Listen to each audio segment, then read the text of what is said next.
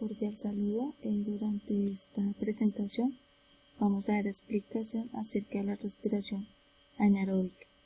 Los integrantes del grupo son Edwin Alexander Nouza, Eliana Catalina Sierra, Maciel Paola Telles, del curso de Microbiología de Suelos del programa de Agronomía. La respiración anaeróbica es un proceso que se desarrolla sin oxígeno mediante un proceso metabólico que consiste en la oxidorreducción de diferentes compuestos, lo cual los electrones liberados son aceptados por moléculas diferentes al oxígeno. Las dos sustancias encargadas de esta oxidación son el nitrato, el sulfato y el dióxido de carbono, en la cual la célula adquiere energía, y esas bacterias que dependen de este tipo de respiración tienen que usar una cadena de transporte de electrones que son capaces de generar trifosfato de adenosina, lo cual es un compuesto energético usado por la mayoría de los seres vivos para su desarrollo. Algunos ejemplos de aceptores de electrones son el nitrato, lo cual produce nitritos, gas nitrógeno y óxidos de nitrógeno, lo cual es usado en la bacteria de Bacillus y Pseudomonas. Está el sulfato, que produce sulfuros, y la bacteria encargada es el Clostridium de sulfovidrio. Está el tiosulfato, el cual produce sulfato y sulfuro, y la bacteria es Ternoanaerobacteriales y Ternotogae. El dióxido de carbono produce metano, y la bacteria es el Metanopyrus, Metanosarcina y Metanococcus. Y está el fumarato, que produce succinato, y está en L. coli, disolfevidrio y Bolinella succinogenes. Y está el clorobenzoato, que produce benzoato en Pseudomonile. Aquí está el montaje de la columna de Winogradaski, pero primero vamos a explicar de qué se trata esta columna. Esta columna es un método que nos permite identificar una gran actividad microbiana en zonas aeróbicas, microaerofilia y en zonas anaeróbicas. A través de esta columna, inventada por el biólogo Winogradaski, se pueden hacer estudios de diferentes bacterias que viven en la tierra y que pueden ser patógenas o beneficiosas para nuestros cultivos, por ejemplo, en mi caso. Esta columna es la manera de poder demostrar cómo todos los microorganismos ocupan microespacios altamente específicos de acuerdo con sus tolerancias medioambientales y sus necesidades vitales, es decir, que requieren de carbono y energía para poder mantenerse o desarrollarse. Esta columna es un sistema de materiales ecológicos y de energía de luz solar para mantener sus actividades microbianas. A continuación, mi compañera Paola va a dar explicación de las columnas de Winogradaski y los materiales. Hola, buenas tardes. Mi nombre es Paola Telles. Les voy a hablar del montaje de la columna de Winogradaski. Dentro de los materiales que utilizamos para esta columna fue una botella plástica clara, agua a temperatura ambiente, suelo preferiblemente rico en materia orgánica, fuente de carbono, se usó papel periódico como fuente de calcio, cáscara de huevo molida, como fuente de azufre se usó una yema de huevo cocida. Para recubrir la parte superior de la botella usamos papel film o también llamado papel vinipel, en este caso es papel negro, y un elástico de caucho. En la imagen pueden observar parte de los ingredientes. en la segunda imagen entonces ya observamos nuestro montaje. El de la parte izquierda es el montaje de la compañera Eliana. El de la parte derecha es el proceso que ha seguido mi columna de Winograski. Entonces observamos en la primera semana cómo empezaron a cambiar de color y cómo se empezó a descomponer el azufre y a crear la yema de huevo y a crearse pues las zonas, que es la anaeróbica y la anaeróbica. También en esta ya es de la cuarta semana, donde ya observamos mucho más identificadas las zonas.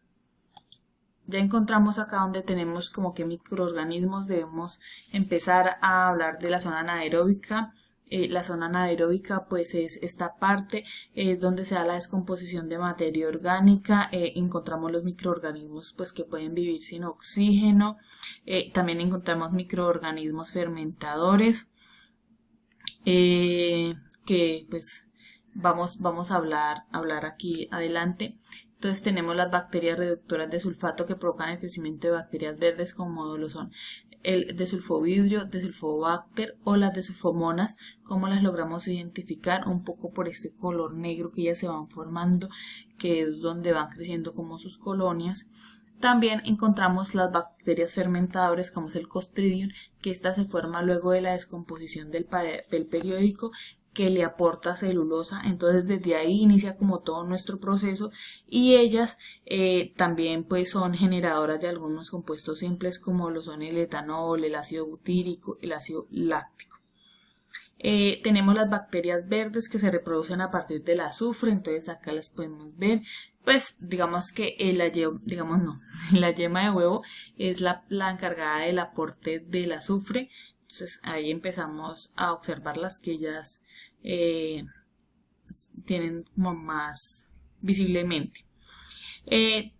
Dentro de las bacterias reductoras del sulfato, pues ellas también son las precursoras o generadoras del H2C, que genera pues el olor en parte a nuestra columna de Winograski. Muchísimas gracias. Buenas tardes, tutor y compañeros. Yo seguiré con el procedimiento de aislamiento de las bacterias u hongos que nos hayan salido en nuestro experimento. Primero que todo, pues utilizaremos bata blanca, cofia, guantes de nitrilo.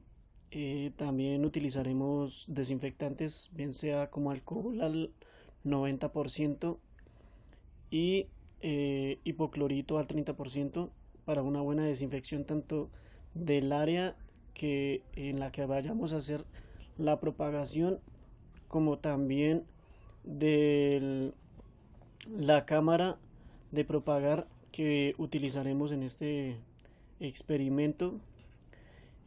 Primero que todo, llevaremos a una temperatura de 110 grados o 100 grados nuestras cajas Petri para que sean totalmente esterilizadas, y empezaremos en un beaker agregando 1 litro de agua y preparando agar nutritivo, y este lleva 31 gramos por litro.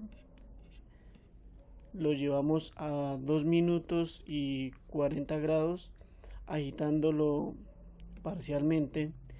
Luego, después de esto, sí lo llevamos a 100 grados para que toda la concentración de este se vuelva líquida, y pasar después de esto llevándolo a las cajas Petri por 24 horas, dejándolo secar y que el medio de cultivo sea efectivo para después proceder y llevar nuestro hongo o bacteria, pasándolo con un asa caliente, utilizando mecheros con alcohol.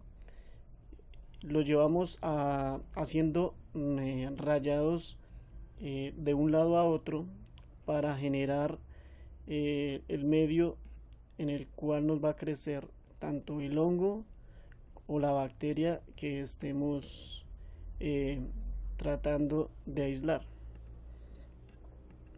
como en esta imagen que tenemos los mecheros, las cajas Petri. Esta es la cámara de propagación, y aquí en esta cámara los vamos a tener 24 horas a 72 horas para que ellos crezcan y podamos tener un cultivo totalmente bueno, y podamos pasar a la identificación como tal de qué bacteria u hongo tenemos.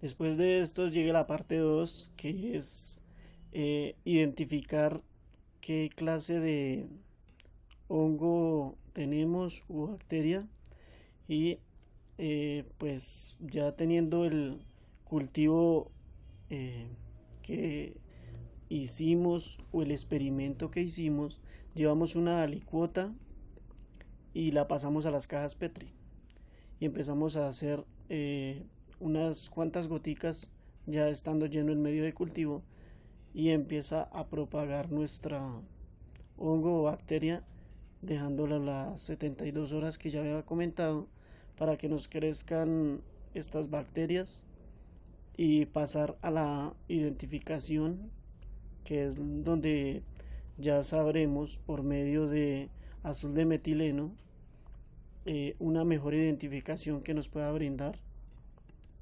este medio,